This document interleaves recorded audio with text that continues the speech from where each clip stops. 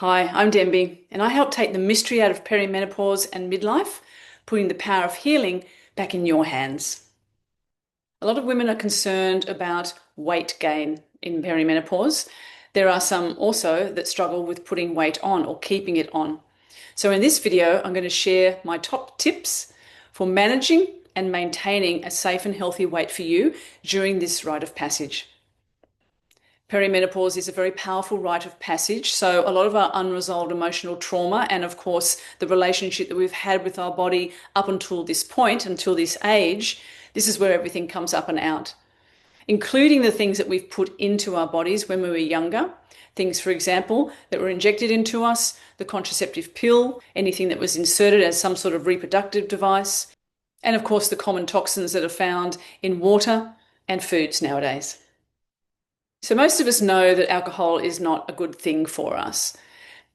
The main thing is that it does during perimenopause, at a time when we're already experiencing a lot of disruption, is that it disturbs natural sleep rhythms, your circadian rhythms. So you actually sleep less when you drink more alcohol.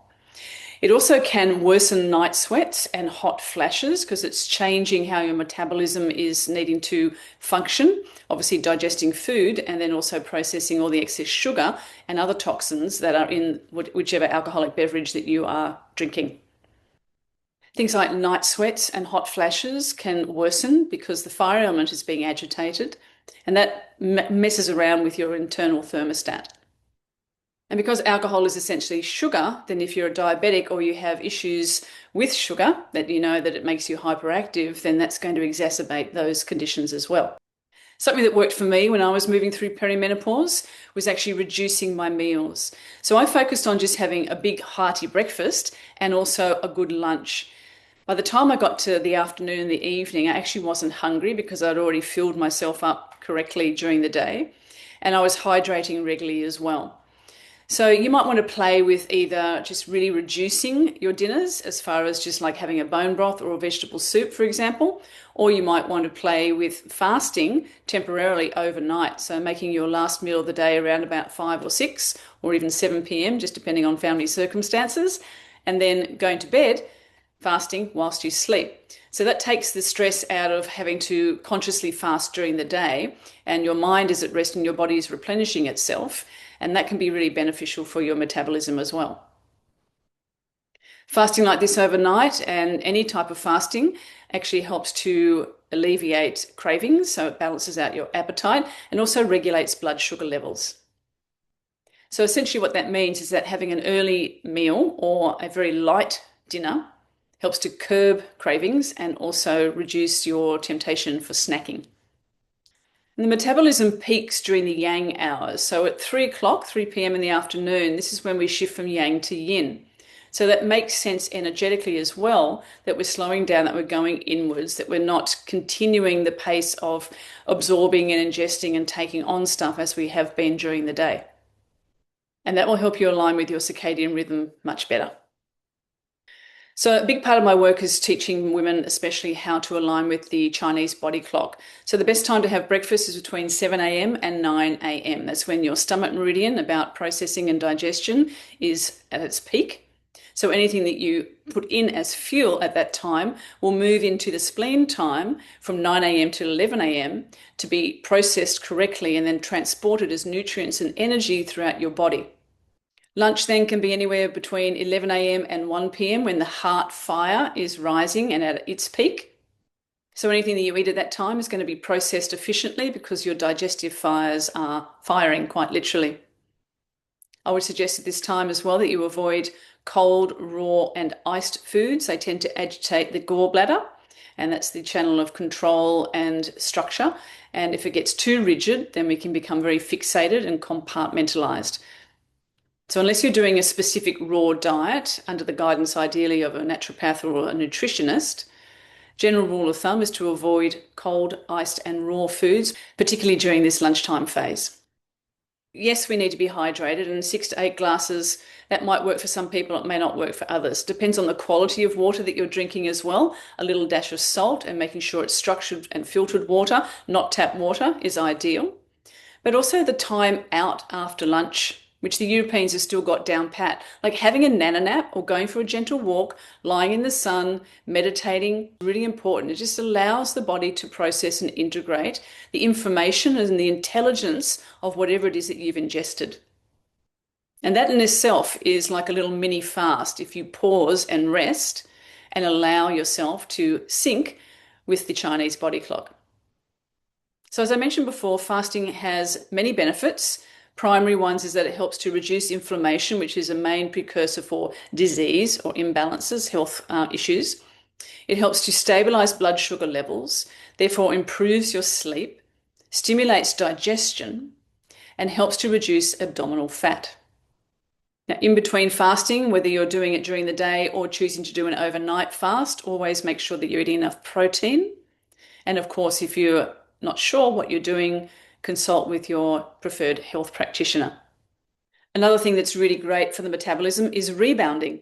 So this is going to stimulate, obviously, proprioceptors in the body, and that afterburn increases your metabolic function for a couple of hours afterwards. So essentially, once your heart rate is up, even when you stop exercising or stop bouncing in this case, then your system is still processing at that accelerated rate. And all you need to do with rebounding, 10 to 30 minutes, you will burn around about 200 to 400 calories. Now, one of the most important things, whether we're moving through perimenopause or not, is developing a relationship with our bodies. So learning to pause and listen and connect, tune in with the body, with that wisdom, how it's feeling, before we jump in with the mind. So one of the most important things I believe to do for ourselves, whether we're going through perimenopause or not, is cultivating the discipline to stop and listen to our body. You may like to call that meditation or presence or sitting in the garden with a cup of tea. It doesn't really matter. It's making the concerted effort to get off the mental train and tune in with your breath to your body and to feel the sensations and then ask your body what those sensations are trying to tell you. And this lends itself to the deeper practices of self-care and self-acceptance as well. Learning how to forgive the past, how to let go and surrender, and to move forwards with grace and ease with a deeper sense of trust in ourselves and also in the world around us. Because what I've noticed in the last couple of years especially, but over many years of working with women, is that so many of us don't trust ourselves. We're not connected to our bodies. We've been separated from nature by deliberate design, I would suggest. And it's very hard for a lot of women to go into their womb or their heart space because of unresolved trauma. They don't feel safe enough to do that. So if you're interested in learning how to do that, you can hop on my website. I've got lots of free offerings, a free meditation there, as well as some practices that will help. And you can also book a free call with me if you need some advice to get you started. Because being disciplined isn't about forcing or shoving yourself into a particular way or box. It's about feeling confident and proud of your body, and that's what actually gets results. Developing the discipline and the consistency to keep showing up for yourself, even or especially when you're feeling tired or fatigued or over it or cranky or anything else. It's also an element of being a good role model, especially if you have daughters, showing them the importance of self-care and connecting to one's inner wisdom. And it's a lot cheaper, of course. You're going to save yourself money developing these self-healing practices, which is what my work is all about, showing you, reminding you how you can do this work yourself, because you are your best healer, you are your greatest teacher. But ultimately, I believe self-healing is your superpower. So to recap, no alcohol.